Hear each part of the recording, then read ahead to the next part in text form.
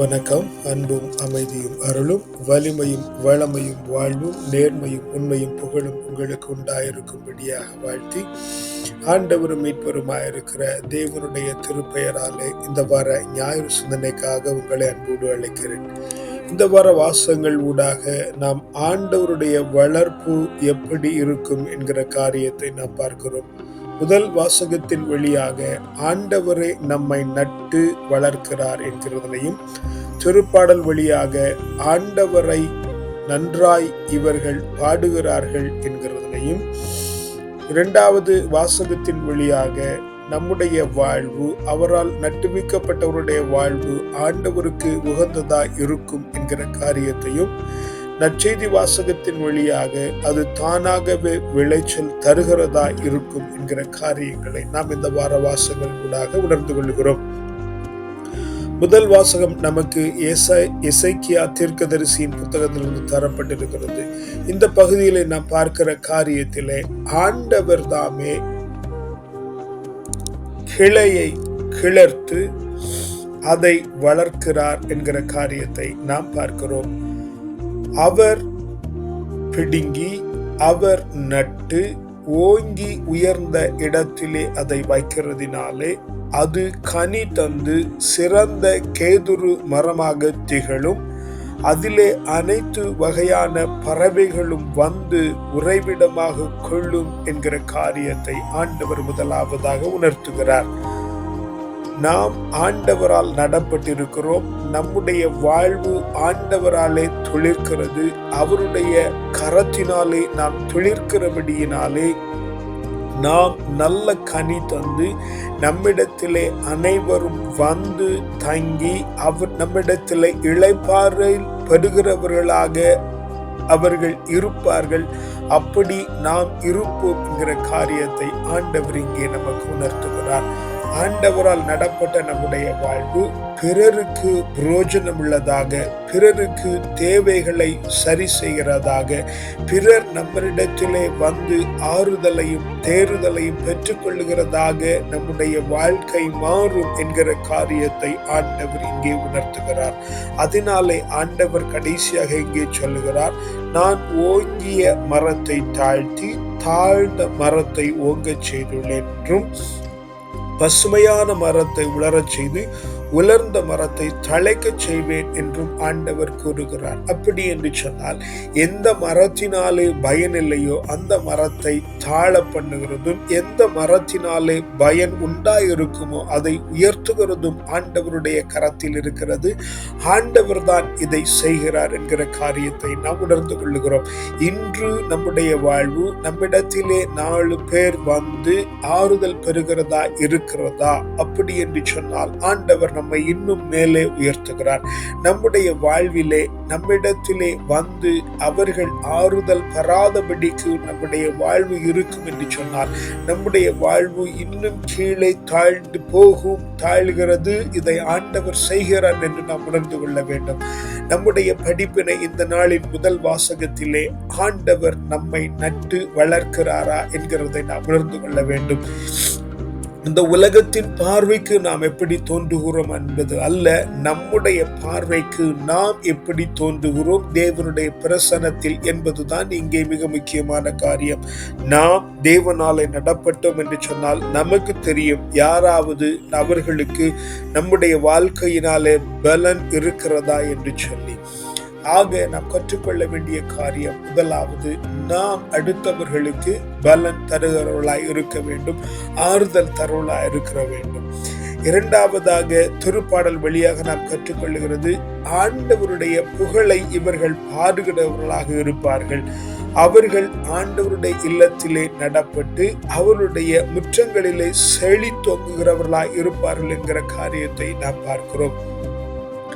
ஆண்டவரால் நடப்பட்டவர்கள் ஆண்டவருடைய இல்லத்தில் வளர்க்கப்பட்டு ஆண்டவருடைய முற்றத்தில் இருக்கிறவர்களாய் இருப்பார்கள். அதாவது ஆண்டவரால் வளர்க்கப்பட்டு ஆண்டவருக்கு அழகு சேர்க்கிறவர்களாய் அவர்கள் இருப்பார்கள். அவர்கள் எப்படி அழகு சேர்க்கிறவர்களாய் இருக்கிறார்கள் என்று சொன்னால், முதிர் வயதிலும் கனி தருவர், என்னும் செழுமையாயும் பசுமையாயும் இருப்பர். ஆண்டவர் நேர்மையுள்ளவர், அவரே என் பாறை, அவரிடத்தில் அநீதி ஒன்றுமில்லை என்று சொல்லி அறிக்கை பண்ணுகிறவர்களாய் இருப்பார்கள்.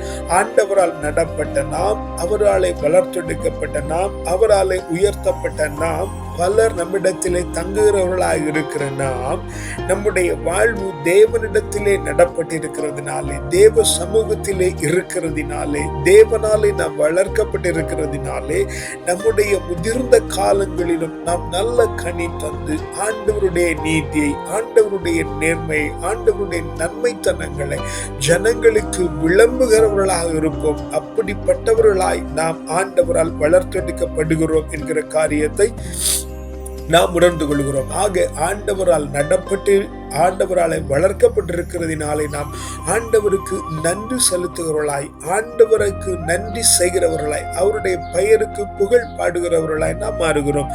இப்படி மாறி இருக்கிற நாம் இந்த உலகத்திலே இந்த உடலில் குடியிருந்தாலும் நாம் ஆண்டவருக்கு உகந்தவர்களாய் இருப்போம் என்கிற காரியத்தை பவுல் கொரிந்தியருக்கு எழுதுகிற 2ஆம் திருமுகத்திலே நமக்கு கற்றுத்தள்ளுகிறார்.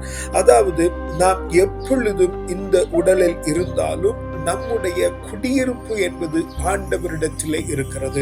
ஆண்டவருக்கு பிரியமானவர்களாய் இருக்கிறோம். ஆண்டவருக்கு நாம் பிரியமானவர்களாய் இருக்கிறதினாலே இந்த உலகத்தின் காரியங்களிலே நாம் மிகுந்த அக்கறை கொள்ளாமல், இந்த உலகத்தின் காரியங்கள் நம்மை அதிகமாய் தாக்காதபடிக்கு நாம் தேவனுக்கு உரியவர்களாய் இருக்கிறோம். இந்த உடலிலே நாம் குடியிருந்தாலும் நமக்கு கிறிஸ்துவே எல்லாமாய் இருந்து, கிறிஸ்துவோடு கூட இருக்கிறதே நமக்கு நோக்கமாய் இருக்கிறதினாலே நம்முடைய வாழ்வில் நடக்கிற அனைத்து காரியங்களும் தேவனை பிரதிபலிக்கிறதாகவே இருக்கும். அதனாலே நாம் இந்த உலகத்திலே, இந்த சரீரத்திலே நாம் செய்கிற ஒவ்வொரு காரியத்திற்கும் ஆண்டவரிடத்திலிருந்து பலன் உண்டாயிருக்கும். அதற்கு ஏற்ற மாதிரியாய் நாம் நடத்தப்பட்டிருப்போம். ஆக நம்முடைய வாழ்வு இந்த உலகத்திலே இருந்தாலும் அது ஆண்டவருக்கு உகந்ததாய் இருக்கும். ஆண்டவருக்கு உகந்ததாய் இருக்க வேண்டும் என்கிறதைத்தான் இந்த 2வது வாசகத்தின் வழியாக கற்றுக்கொள்கிறோம். முதல் வாசகத்திலே ஆண்டவரால் நாம் நடப்பட்டு வளர்க்கப்படுகிறோம். ஆண்டவராலே நடப்பட்டு நாம் வளர்க்கப்படுகிறதினாலே, அவருடைய நன்மைத்தனங்களை பேசுகிறதினாலே, நாம் அவருக்கு நன்றி செலுத்துவர்களாய் இருக்கிறதினாலே, நாம் இந்த உடலிலே குடியிருந்தாலும், இந்த உலகத்திலே குடியிருந்தாலும் ஆண்டவருக்கு உகந்ததாய் மாறுகிறோம், ஆண்டவருக்கு உகந்ததாய் இருக்கிறோம் என்கிற காரியத்தை நாம் 2வது வாசகத்தின் வழியாக கற்றுக்கொள்கிறோம். நற்செய்தி வாசகத்தின் வழியாக ஆண்டவர் முத்தாய்ப்பாய் மிக தெளிவாக இங்கே காரியங்களை சொல்லி தருகிறார். இறை ஆட்சி எப்படி இருக்கும் என்று சொன்னால், அது தானாக வளரும். அது விதைக்கப்படுகிறது. அது விதைக்கப்பட்டு அது விதைப்பவனுக்கு தெரியாமலே அது வளர்கிறது. அது வளர்ந்து கனி தந்து அந்த கனியை அவர்கள் பறித்து கொண்டு அறுவடை செய்கிற அளவுக்கு அது முதிர்ச்சி பெற்றிருக்கும் என்கிற காரியத்தை, அது பலருக்கும் பலன் உள்ளதாய், பலன் தருகிறதாய், அடுத்தவர்களுக்கு பிரயோஜனம் உள்ளதாய் அது மாறி இருக்கும்.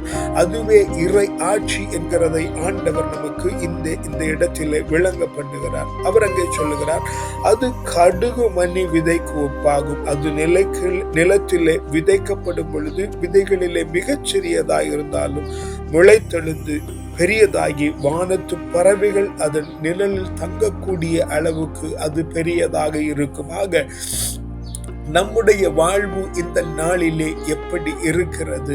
நம்முடைய வாழ்வு ஆண்டவராலே நடப்பட்டு, அவராலே வளர்க்கப்பட்டு, அவருக்கு நன்றி செலுத்துகிறதாய் மாறி, அவருக்கு நன்றி செலுத்துகிறதினாலே அது அவருக்கு உகந்ததாய் மாறி, அது அவருக்கு உகந்ததாய் இருக்கிறதினாலே இந்த உலகத்தில் உள்ள சகலரும் நம்மிடத்திலே வந்து பலன்களை பெற்றுக் கொள்ளுகிறவர்களாய், ஆறுதலை பெற்றுக் கொள்ளுகிறவர்களாய், வந்து தங்குகிற இடமாய், இவரிடத்திலே போனால், இவளிடத்திலே போனால் எனக்கு மீட்சி உண்டு என்று நம்புகிறவர்களாய் நம்முடைய வாழ்க்கை இருக்கிறதா என்று இந்த நாளிலே நாம் ஆலோசனை பண்ணும்படியாய் தியானம் பண்ணும்படியாக அழைக்கப்பட்டிருக்கிறோம். ஒரே ஒரு காரியம் தான் நாம் தெளிவாக செய்ய வேண்டியிருக்கிறது.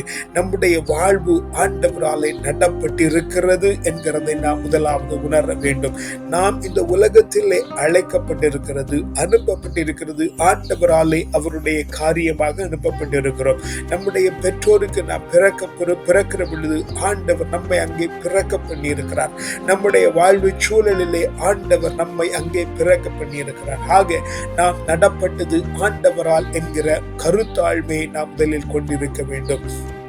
நம்முடைய வாழ்வு அவராலே வளர்க்கப்படுகிறது. நாம் நம்முடைய சரீரத்தை வளர்க்கிறதில்லை, நம்முடைய சூழ்நிலைகளில் நாம் வளர்கிறதில்லை. ஆண்டவர் நம்மை அவருடைய தீர்மானத்தின்படி வளர்த்தெடுக்கிறார். இங்கே நாம் நம்முடைய புத்தியை பயன்படுத்தித்தான் வேறு விதமாய் மாறுகிறோமே அல்லாதபடிக்கு ஆண்டவர் இந்த வாசகத்திலே சொல்லுகிறது போல அது தானாய் வளர்கிறது. ஆண்டவர் நட்டு வைக்கிறார், அவர் வளர்க்கிறார், அது தானாய் வளருகிறது. ஏனெனில் ஆண்டவர் நம்முடைய அகத்தில் இருக்கிறார், அவர் நம்மை வளர்த்தெடுக்கிறார். ஆக அவருக்கு பிரியமானபடி நாம் வளருகிற பொழுது, அவருக்கு ஏற்றபடி நாம் தானாய் அவருடைய விருப்பப்படி நாம் வளருகிற பொழுது அவருக்கு நன்றி செலுத்துகிறவர்களாய் நாம் மாறுகிறோம், அவருக்கு உகந்தவர்களாய் நாம் மாறுகிறோம். அவருக்கு உகந்தவர்களாய் நாம் மாறுகிற பொழுது நாம் பிறருக்கு பிரயோஜனம் உள்ளவர்களாய், பிறருக்கு பயன் உள்ளவர்களாய் மாறுகிறோம். ஜெபிக்கலாமா? அப்பா பிதாவே, இந்த நல்ல நாளுக்கும் நல்ல வேளைக்கும் நல்ல வசனங்களுக்குமாய் உமக்கு நன்றி சொல்லுகிறோம் ஆண்டவரே. அப்பா, நாங்கள் ஆண்டவராலே நடப்பட்டிருக்கிறோம், உம்மாலே நாங்கள் வளர்க்கப்படுகிறோம் ஆண்டவரே.